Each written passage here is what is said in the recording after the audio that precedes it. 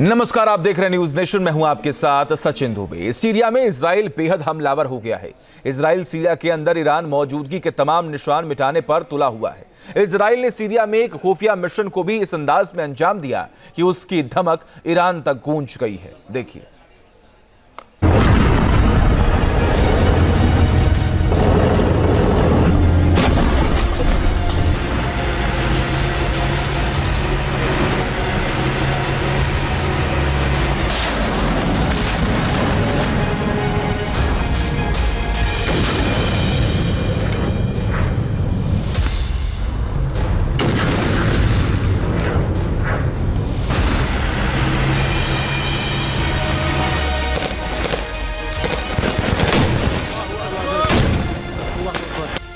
Syria में Israel का सबसे डेयरिंग एक्शन।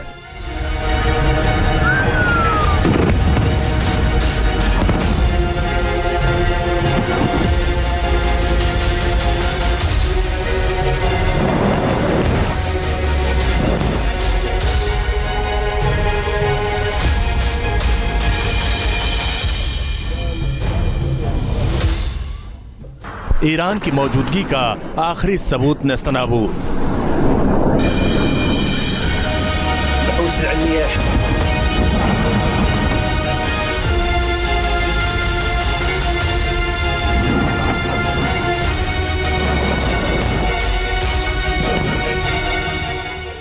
सीरिया में नेतन्याहू का ऑपरेशन ईरान।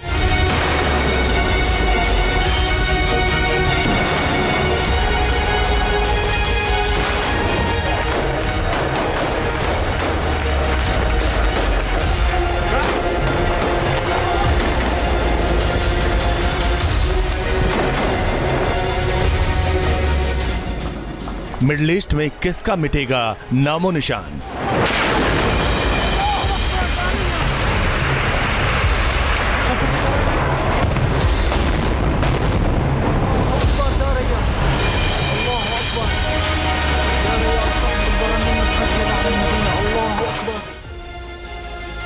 सीरिया में इजराइल के सबसे खुफिया मिशन की तस्वीरें सामने आने के बाद दुनिया को हैरानी हो रही है, लेकिन तेहरान में तहलका मच गया है।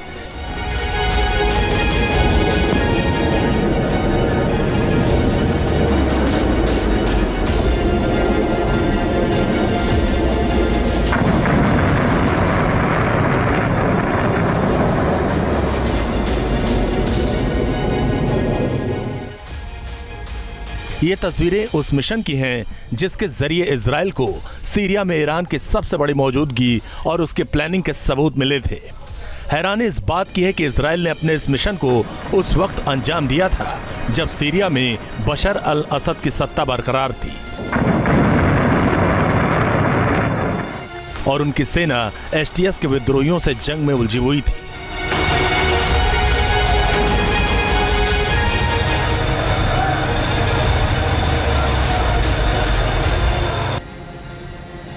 ये तस्वीरें वाकई सीरिया में इजराइल के बढ़ते दखल और पकड़ की तस्दीक कर रही हैं। इजरायली सेना ने इस ऑपरेशन को पिछले साल 8 सितंबर को अंजाम दिया था, जब सीरिया में एक रेड के दौरान ईरान की अंडरग्राउंड मिसाइल मैन्युफैक्चरिंग साइट को तबाह कर रही थी।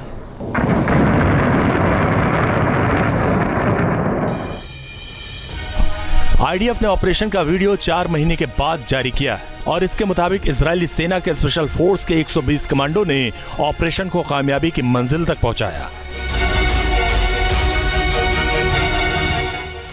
इजरायली सेना ने इसे ऑपरेशन मैनी वेज नाम दिया था, जिसका मकसद था सीरिया में ईरानी सेना आईआरजीसी के अंडरग्राउंड फैसिलिटी सेंटर को पूरी तरह से तबाह कर देना।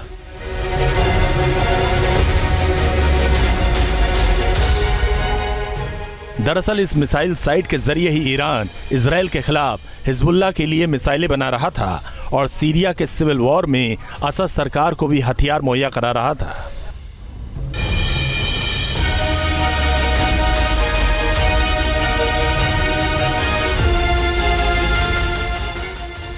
सीरिया में ईरान की ये मिसाइल साइट इजराइल के उत्तरी बॉर्डर से 200 किलोमीटर दूर हमा के पश्चिमी इलाके में मौजूद थी।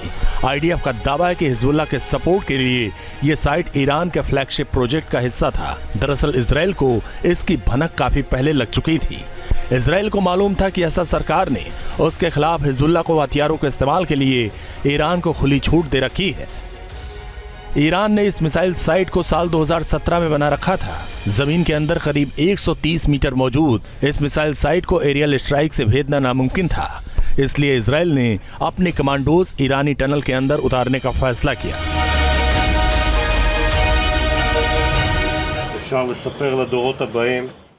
आने वाली पीढ़ी को ये बताना संभव है कि हमने इजराइल की सुरक्षा के लिए महत्वपूर्ण काम किया है और आप में से प्रत्येक 200% तक का भागीदार था।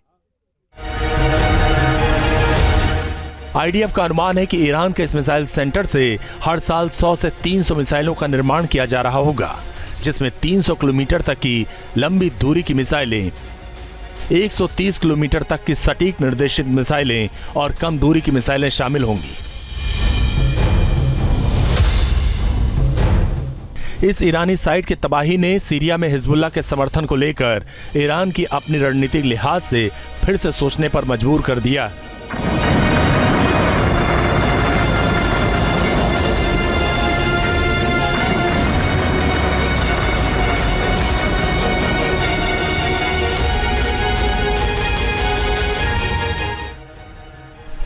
दरअसल सीरिया के सिविल वॉर में ही इजराइल ने अपने लिए मौका देख लिया था। पिछले एक महीने के दौरान सीरिया के ऊपर इजराइल के हमलों की रफ्तार बेहद तेज हो गई।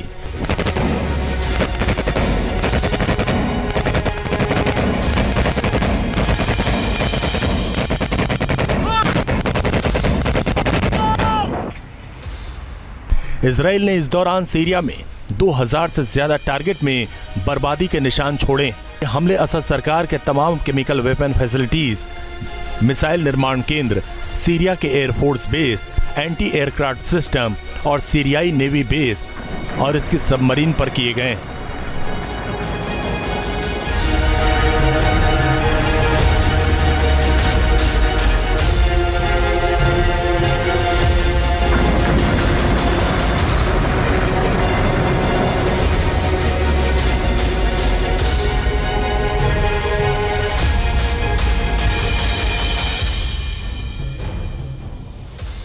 दरअसल इन हमलों की जद में असद के हथियारों के जखीरे के खुफिया लोकेशन शामिल हैं।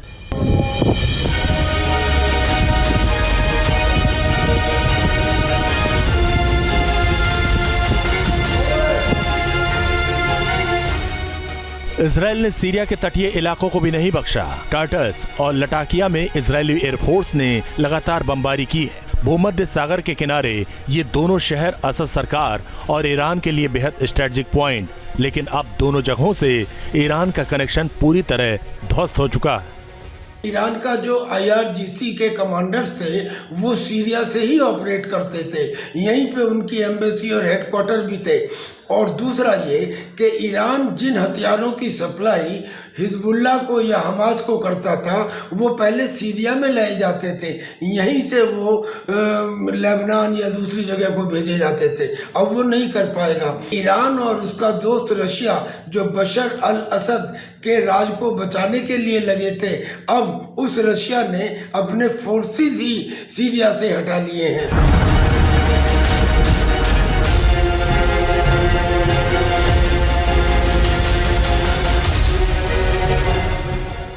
इजराइल ने सीरिया में ईरान के लिए जगह नहीं छोड़ी।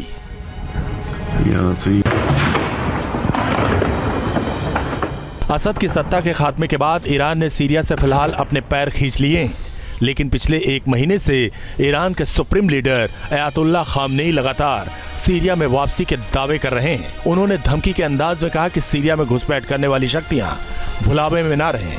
सीरिया के युवा इन ताकतों को रौंद डालेंगे। इस झूठे दिखावे से धोखा ना खाओ। जो लोग आज इधर उधर घूम रहे हैं वे एक दिन वफादारों के पैरों तले रोंदे जाएंगे। जिन लोगों ने सीरियाई लोगों की भूमि पर अतिक्रमण किया है उन्हें एक दिन सीरिया के युवाओं की शक्ति के सामने पीछे हटने के लिए मजबूर होना पड़ेगा। खामेनेई के इन दावों पर कई एक्सपर्ट्स को भरोसा नहीं है, क्योंकि सीरिया में जमीनी हालात तेजी से बदल चुके हैं। इजरायली सेना का कहना है कि इजराइल के लोगों की हिफाजत के लिए सीरिया हर मुमकिन और पेशेवर तरीके से उसका हमला जारी रखेगा। तो क्या माना जाए कि सीरिया में साख गंवाने के बाद मिडिल ईस्ट की जंग से ईरान आउट हो चुका है? ईरान की सऊदी अरबिया के साथ एक मित्रता चाइना द्वारा कुछ समय पहले स्थापित कर दी गई थी। दूसरा ये कि ईरान के सिक्योरिटी इंचार्ज ने बाकायदा एक धमकी जारी की है कि सीरिया के अंदर हमारा एक नया ग्रुप जन्म लेगा, यानी कि ईरान एक ऑक्टोपस है, उसकी बहुत सारी आतंकी भुजाएं हैं जिनमें से एक भुजा दोबारा से सीरिया में जन्म लेगी। और तीसरा ये कि ईरान आज की तारीख में मिसाइल और ड्रोन टेक्नोलॉजी के अंदर दुनिया में अपना विशेष स्थान रखता है। इतना तय है कि इजराइल जो अब तक सीरिया में ईरान के खिलाफ शैडो वॉर लड़ रहा था, उसने अब तमाम मोर्चे खोल दिए। Team news nation. News nation अब व्हाट्सएप पर खबरों की ताजा अपडेट के लिए न्यूज़ नेशन के इस QR कोड को स्कैन करें।